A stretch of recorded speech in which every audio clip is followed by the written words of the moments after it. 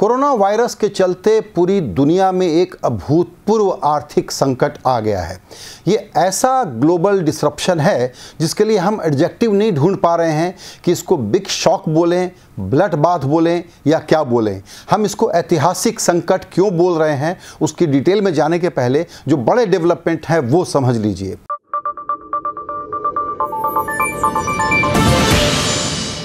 Friday को Saudi Arabia ने तेल के दाम अपनी तरफ से अचानक काट के गिरा दिए और 35% की गिरावट के बाद क्रूड हो गया करीबन $30 के आसपास।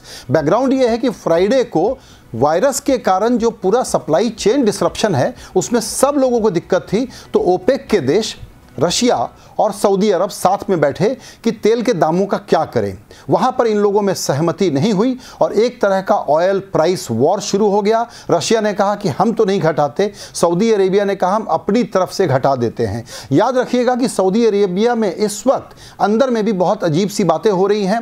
दो जो युवराज हैं उनको खुद ही वहाँ के क्राउन प्रिंस ने गिरफ्तार करके जेल में बंद कर दिया है। अब इसका इंटरनल पॉलिटिक्स से क्या संबंध है ये एक अलग विषय है, लेकिन उसके कारण क्या हुआ है।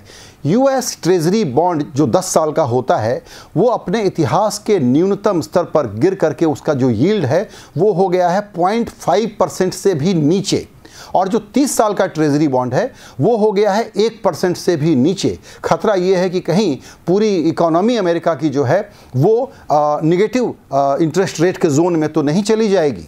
ये इतना बड़ा शॉक है कि पूरी दुनिया के शेयर बाजार टूट करके गिरे हैं, भारत भी उसमें शामिल है।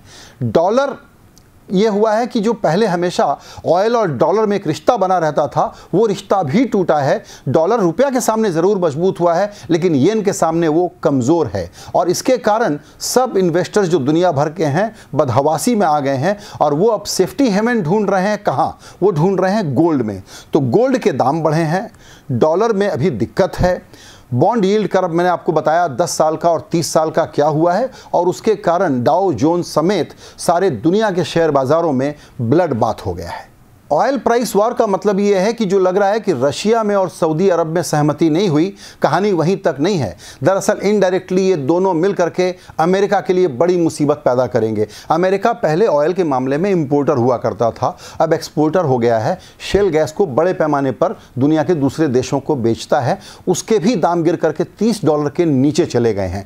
अगर वहाँ पर प्रोडक्शन इसी तरह से कट करते रहना पड़ा तो इनकी जो कमाई होती थी वो बंद हो जाएगी। ये भी याद रखिए कि सारी जो दुनिया भर की ऑयल कंपनीज हैं वो डे टू डे का जो रोलिंग क्रेडिट होता है, रोजाना उनको रुपए पैसे लेने पड़ते हैं। अब डर ये है कि कहीं ये क्रेडिट मार्केट किसी तरीके से चोक ना हो जाए, क्योंकि अगर आपके पास कमाई नहीं होगी और आपको पैसा चुकाना है और आप डिफॉल्ट में चले जाएंगे तो एक बड़ा खतरा जो इस वक्त खड़ा हो गया है, और वो बदहवासी आपको सारे आंकड़ों में जितने भी इंडेक्सेस हैं उसमें दिखलाई पड़ रही है, वो यही है कि कहीं डिफॉल्ट न हो जाए क्रेडिट मार्केट में जो एनर्जी कंपनियां हैं उनके मामले में। अब अमेरिका चुनाव में है, ट्रंप इस वक्त चुनाव में बिजी हैं। ऐसे में ट्रंप जो डील मेकर कहते हैं अपने को, इस क्राइसिस का उनके कंट्रोल में है क्या इस क्राइसिस को तोड़ने के लिए वो फ़ोन उठा करके रशिया, ओपेक देश और सऊदी अरेबिया, ईरान और दूसरे देशों से बात करके कोई रास्ता निकाल सकते हैं?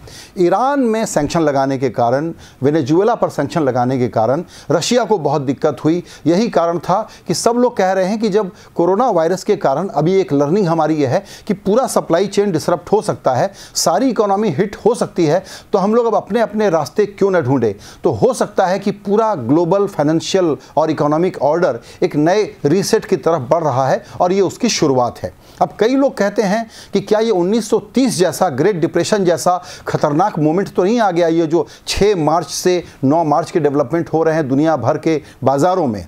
दूसरा सवाल ये है कि क्या इससे और ये अगर परसिस्ट करता रहा तो हम रिसेशन में चले जाएंगे, डिफ्लेशन में चले जाएंगे क्या? क्योंकि अभी का जो स्लोडाउन ऐसा है उसको रोकने ही के लिए तो अमेरिका ने पहले फेड रिजर्व ने ब्याज दरों में भी कटौती की, लेकिन अब इसके बाद और उनके पास स्टिमुलस लाने के कोई तरीके नहीं बचे हैं। सब लोगों के लिए बड़ा भारी संकट है। ऐसे में चूंकि सब लोग सेफ्टी की तरफ भागते हैं तो एक चीज़ और हुई है, अपनी होम कंट्री में लोग अब पैसा लेकर के इमर्जिंग मार्केट से बाहर निकल रहे हैं। भारत का एग्जांपल ले लीजिए, 2-3 हज़ार करोड़ रुपए की नेट बिकवाली एफआईआईज की रही है और सबको लगता है कि भाई अपनी कैपिटल को सेव करो, कमाई तो हम बाद में देखेंगे, कम से कम कैपिटल को प्रोटेक्ट कर लो। तो एक आधा % ही सही, 1% ही सही, लेकिन उस जोन में रहो जहाँ इसके आगे अनसर्टेनिटी ना हो। इसीलिए अब लोग गोल्ड की तरफ भाग रहे हैं और अमेरिका की वही तरफ वापस जा रहे हैं जो खास करके अमेरिकन हेडक्वार्टर्ड कंपनियां हैं वो, और जो फाइनेंशियल बड़े इन्वेस्टर्स हैं वो लोग तो वहीं जा रहे हैं। अब थोड़ा सा बात करते हैं कोरोना वायरस की।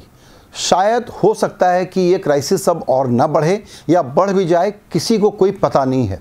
यही कारण है कि वो अगर कंटेन भी हो जाए तो जो अब ग्लोबल स्लोडाउन के फियर हैं वो कम नहीं हो रहे।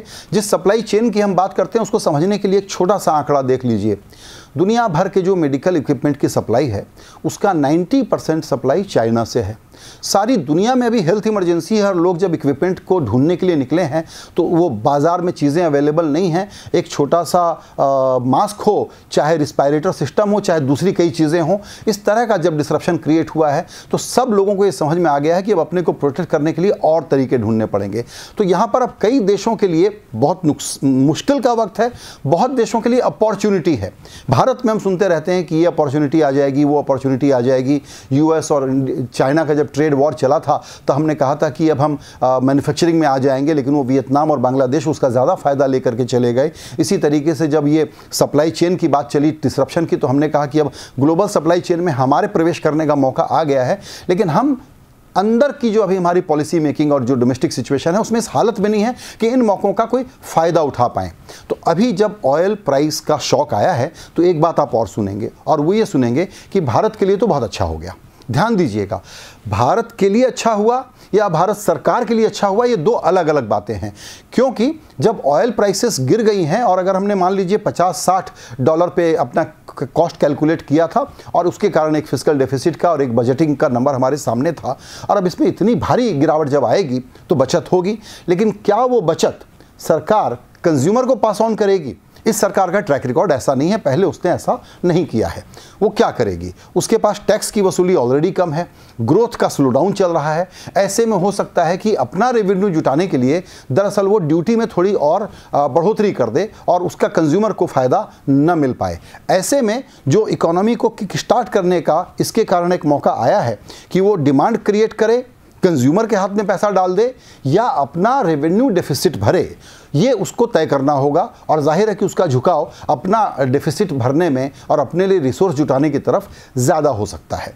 इसका अर्थ ये हुआ कि इनडायरेक्ट तरीके से आप कह सकते हैं कि अगर फिस्कल डेफिसिट में इस गिरावट का फ़ायदा करीबन 0.5% जीडीपी का होता हो और उसके कारण इन्फ्लेशन भी नीचे आता हो तो ये हमारी इकोनॉमी के लिए एक अच्छी खबर हो सकती है। लेकिन उस खबर के एक्सप्लॉयटेशन के लिए हमारा पूरा एक माहौल, एक इकोसिस्टम और एक इस मौके का शोषण करने की तैयारी कितनी है, सबसे बड़ा सवाल वहाँ पर खड़ा होता है। तो एक ओवरऑल पिक्चर देखें तो हुआ ये है कि वायरस की वजह से सप्लाई चेन का डिसरप्शन और डर ऐसा फैला कि अब इटली में बढ़ने के कारण आप अंदाज करें कि वहाँ का जो अमीर इलाका है, 1.5 करोड़ लोग जहाँ रहते हैं, पूरे इलाके को लॉकडाउन कर दिया गया है। चाइना में भी ऐसा ही हुआ था। इसका असर सब जगह जिस प्रकार से पड़ रहा है उसके कारण टूरिज़्म, ट्रैवल, बिजनेस कॉन्फ्रेंसेस, दूसरी इकोनॉमिक एक्टिविटीज़ सब कुछ स्लो डाउन हो गई हैं और इसके भी अगले 3 महीनों तक, 4 महीनों तक उसमें सुधार आने की कोई संभावना नहीं दिखती। ऑटोमोबाइल हो, फार्मा हो, केमिकल हो, ये सारे सेक्टर्स डिस्टर्ब हुए हैं पूरी दुनिया में भी और भारत में भी। ऐसी परिस्थिति में जो ऑयल वॉर चला है, प्राइस वॉर चला है, उसकी अब अगली तारीख भी बनती है जून महीने की, जब दोबारा टेबल पर ओपेक देशों की जब अगली शेड्यूल बैठक होगी, वहाँ पर लोग बैठेंगे और तय करेंगे कि किसको कितना जख्म लगा, किसको कितना नुकसान हुआ, किसको कितना फ़ायदा हुआ या और फ़ायदा उठाने की स्थिति में वो लोग हैं कि नहीं। यानी कि अगले 3 महीने तक ये अनसर्टेनिटी बनी रह सकती है। अब ऐसा क्या डेवलपमेंट हो सकता है जिससे कि ये गिरावट जो है पूरी दुनिया भर की और जो सब देशों को इंक्लूडिंग इंडिया प्रभावित कर रही है। ऐसे ही एक ग्लोबल डिसरप्शन था, फिर मंदी थी, ऊपर से वायरस और उसके बाद ये ऑयल शॉक। मुझे लगता है कि दरअसल ये इतनी बड़ी घटना है, इसका पोटेंशियल है कि और नुकसान बढ़ा सकता है, लेकिन ये पोटेंशियल है। हमको बहुत पेसिमिस्ट अगर ना होना हो तो ये कहना चाहिए कि हो सकता है ये क्राइसिस टल जाए।